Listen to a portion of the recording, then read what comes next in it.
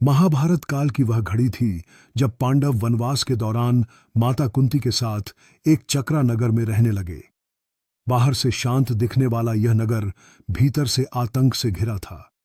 हर नागरिक के मन में सिर्फ एक नाम गूंजता था, बकासुर, भयंकर राक्षस जिसने नगरवासियों की नींद छीन ली थी। बकासुर का आदेश था कि प्रतिदिन नगर से एक बैलगाड़ी भोजन और एक मनुष्य उसकी गुफा में पहुंचाया जाए। नगरवासी विवश होकर उसकी आज्ञा मानते थे। विरोध करने पर वह पूरे नगर को नष्ट करने की धमकी देता था। एक दिन बारी उस गृहस्वामी पर आई जिसके घर में पांडव ठहरे थे। परिवार भय से कांप उठा। तभी माता कुंती आगे बढ़ी और बोली, चिंता मत करो, आज की बारी हमारी है। मेरा पुत्र भीम इस संकट का अंत करेगा। भीम बचपन से ही अद्भुत बल के धनी थे। जब भोजन से भरी गाड़ी उन्हें दी गई तो वे मुस्कुराते हुए उसे खींचकर नगर से बाहर ले गए। मार्ग में बैठकर उन्होंने सारा अन्न स्वयं खा लिया और खाली गाड़ी लेकर गुफा की ओर बढ़े।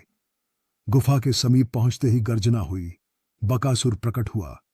विशालकाय शरीर, लाल जलती आंखें और भयंकर स्वर। उसने पूछा, मेरा भोजन कहाँ है? भीम हंसकर बोले, भोजन तो मैंने खा लिया, अब तू ही शेष है। क्रोधित बकासुर तुरंत भीम पर टूट पड़ा। उसकी गति से धरती कांप उठी। उसने अपनी गदा से प्रहार किया, पर भीम ने सहजता से रोक लिया और प्रतिघात में ऐसा घूंसा मारा कि राक्षस पीछे डगमगा गया। क्रोध में बकासुर ने भीम को कसकर जकड़ा और दबाने लगा, किंतु भीम ने अपनी अपार शक्ति से उसकी पकड़ तोड़ी और उसे जमीन पर पटक दिया। गड़गड़ाहट से जंगल गूंज उठा। पुनः उठकर बकासुर ने एक विशाल पत्थर उठाकर फेंका, जिसे भीम ने पकड़ लिया और वापस इतनी ताकत से मारा कि पत्थर उसके सीने पर जा लगा। राक्षस कराह उठा। तभी भीम ने गदा उठाकर बिजली जैसी गति से वार किया। बकासुर जमीन पर गिर पड़ा।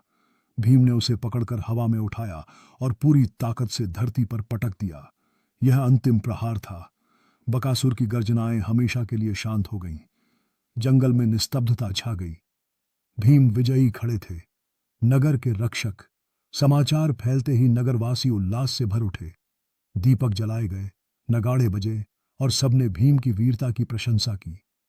इस प्रकार भीम ने बकासुर का अंत कर एक चक्रा नगर को भय से मुक्त कर दिया।